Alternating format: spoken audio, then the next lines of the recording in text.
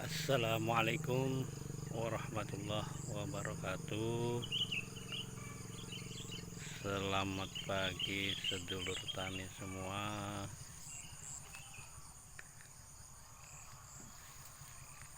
Selamat berkarya selalu. Hari ini coba kita review kembali kondisi tanaman cabai setelah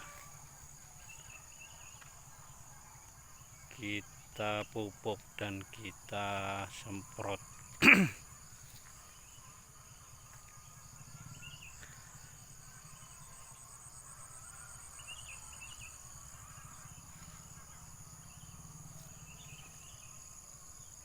Alhamdulillah, ini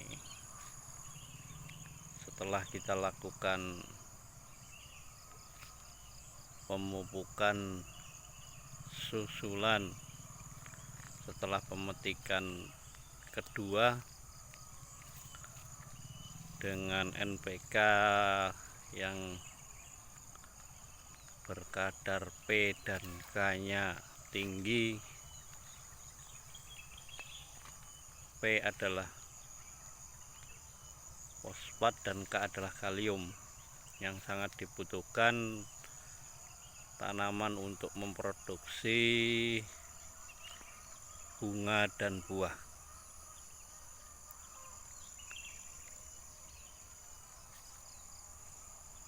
Alhamdulillah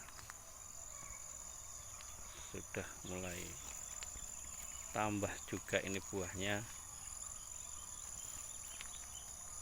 Setelah itu kita lakukan penyemprotan untuk pencegahan hama dan penyakit. Sedulur tani yang saya cintai, dimanapun Anda berada,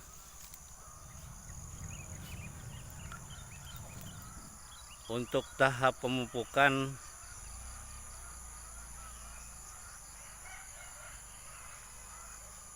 kami telah masuk pada pemupukan susulan ya, pemupukan yang ketiga, saudara-saudara sedulur semua. Jadi pemupukan ini untuk tahap ini kita pakai NPK dengan dosis 5 gram per tanaman dengan sistem tugal.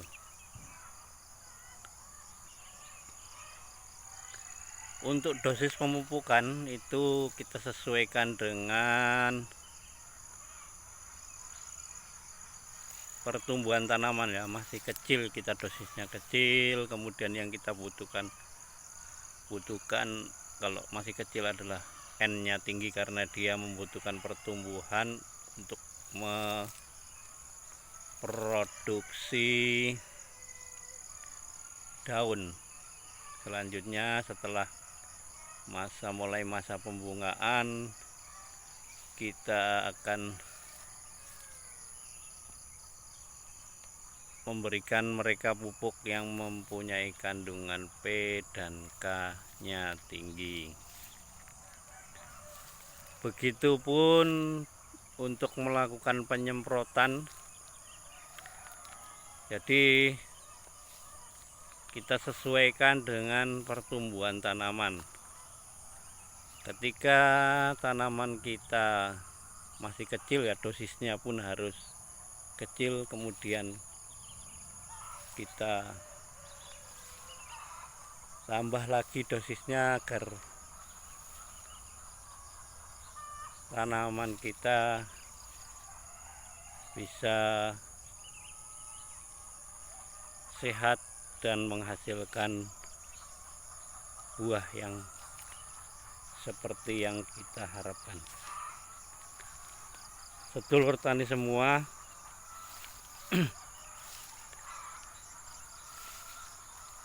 untuk penyemprotan hama dan penyakit kita lakukan 5 hari sekali, baik itu terserang maupun tidak. Ini untuk kemarin kami semprot fungisida, kontak, dan insektisida sistemik. Kemudian kita tambah untuk pupuk daun, pupuk untuk buah dan bunga, agar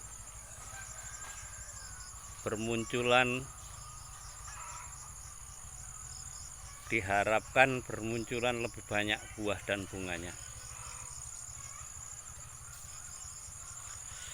Dulur tani, jadi interval 5 hari sekali penyemprotan itu kami mengaplikasikan pertama fungisida dan insektisida kontak. Kemudian 5 hari selanjutnya kita berikan lagi fungisida dan insektisida sistemik. Begitu seterusnya. Kenapa kami bikin selang-seling seperti itu? Karena untuk mencegah hama dan penyakit menjadi kebal terhadap obat yang kita semprotkan. Jadi kontak, kemudian 5 hari sekali sistemik, kemudian kontak lagi, sistemik lagi. Apa itu fungisida kontak atau insektisida kontak? Insektisida kontak atau fungisida kontak itu adalah kontak itu mereka langsung, jadi artinya langsung. Jadi ketika obat itu disemprotkan dan mengenai hama dan penyakit, maka mereka akan langsung mati. Kalau sistem dengan sistemik itu akan diserap dulu oleh tanaman, baru setelah hama dan penyakit itu menyerang, mereka akan mati karena tanaman itu telah menyerap obat yang kita semprotkan. Nah, kenapa kebanyakan dari kita petani itu sering mengaplikasikan obat pertanian itu kadang menjadi residu di tanaman? Karena kesalahan utama kita adalah terlalu banyak dosis atau dosis tidak sesuai dengan kebutuhan dari tanaman. Jadi intinya aplikasi itu pertama adalah penyesuaian dosis.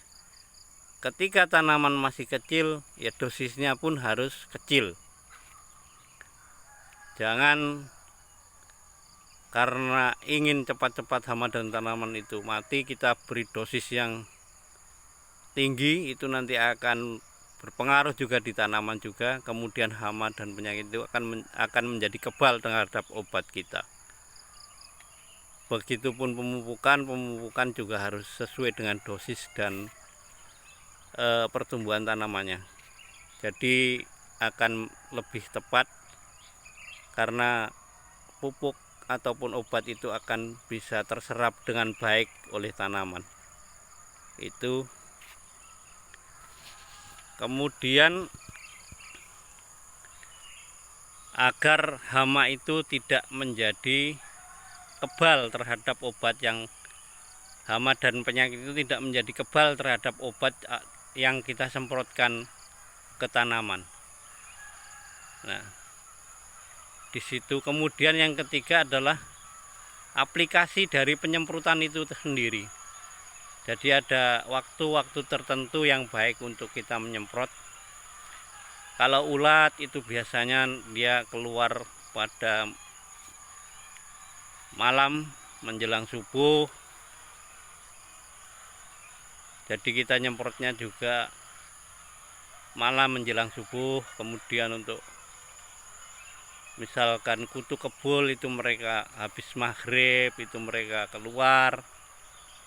Jadi kita nyemprotnya juga harus habis maghrib. Jadi aplikasi itu kita sesuaikan dengan hama dan penyakit itu mereka mulai menyerang. Itu salah satu kunci keberhasilan, kita dalam menanam cabai, sedulur tani semua. Untuk obat, merek obat, jenis obat saya serahkan kepada sedulur tani semua, karena aplikasi atau obat-obat yang kita perlukan di satu daerah dengan daerah lain tentunya tidak sama, dan sedulur semua tentunya mempunyai obat andalan yang masing-masing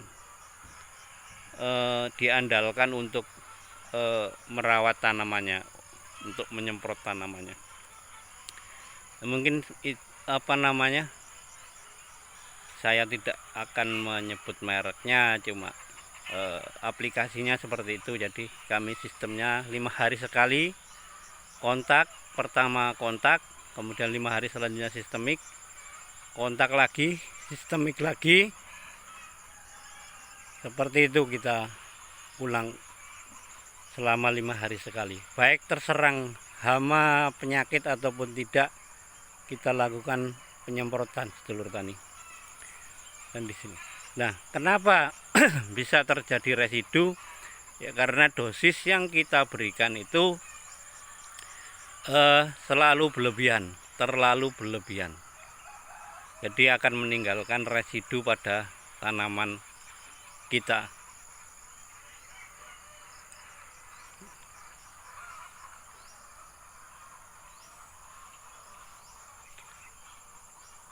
Menurut sebagai pengetahuan kita semua bahwa ini kita full untuk pupuk kita padukan antara kotoran kambing, kemudian pupuk kimia dari pabrik. Untuk obat-obatan kita full kimia, karena lingkungan di sekitar kita adalah kandang ayam yang kemudian dengan pohon karet juga. Pohon karet di sini sangat luar biasa jamurnya. Kemudian kalau kandang ayam itu hama ke tanamannya. Menurut apa yang telah saya pelajari di sekolah dulu, bahwa kimia itu ada 2 jenis, dulur tani semua. Ada kimia organik dan kimia anorganik. Apa itu kimia organik? Kimia organik adalah kimia yang bisa langsung terurai di dalam tanah. Sedangkan kimia anorganik adalah kimia yang tidak bisa terurai di dalam tanah, contohnya plastik, karet, dan lain sebagainya. Kalau itu pemahaman saya, jadi obat ataupun pupuk yang diberikan ke tanaman itu telah dibuat oleh ahli-ahli obat, ahli-ahli pupuk, itu dibuat dari kimia organik yang bisa terurai. Jadi aman penggunaannya untuk tanaman dan untuk manusia. Nah, seperti itu ya. Jadi harus kita luruskan dulu kimia organik dan kimia anorganik seperti itu. Jadi mudah-mudahan penjelasan saya yang mungkin mudah-mudahan bisa diterima ya saudara-saudara. Jadi yang menyebabkan residu di tanah maupun di tanaman itu adalah karena kita sering memakainya secara berlebihan. Nah, itu akan menimbulkan residu di tanah. Tanah pun akan menjadi bantat kalau istilah bahasa Jawanya. Jadi mereka terlalu banyak kandungan unsur-unsur yang tidak terurai dengan cepat. Makanya kita juga kadang membutuhkan bakteri-bakteri yang pengurai bakteri-bakteri pengure, bakteri-bakteri pengikat di dalam tanah yang untuk mengikat pupuk-pupuk kita yang belum terserap semuanya, karena dosis yang kita berikan kadang sering terlalu overdosis. Mungkin itu penjelasan sekelumit penjelasan kami tentang perawatan cabai ini ya, Sedulur Tani. Mohon selalu kritik dan sarannya agar ke depan kita bisa menjadi lebih baik dan lebih baik lagi. Mohon maaf bila ada kekurangan, mohon maaf bila ada kesalahan kata. Terima kasih. Semoga kita semua selalu dalam kesehatan, dalam lindungan Allah Subhanahu wa Ta'ala, agar lebih bisa berkarya dan berkarya lagi. Billahi taufiq wal hidayah. Assalamualaikum warahmatullahi wabarakatuh. Salam Tani Jaya.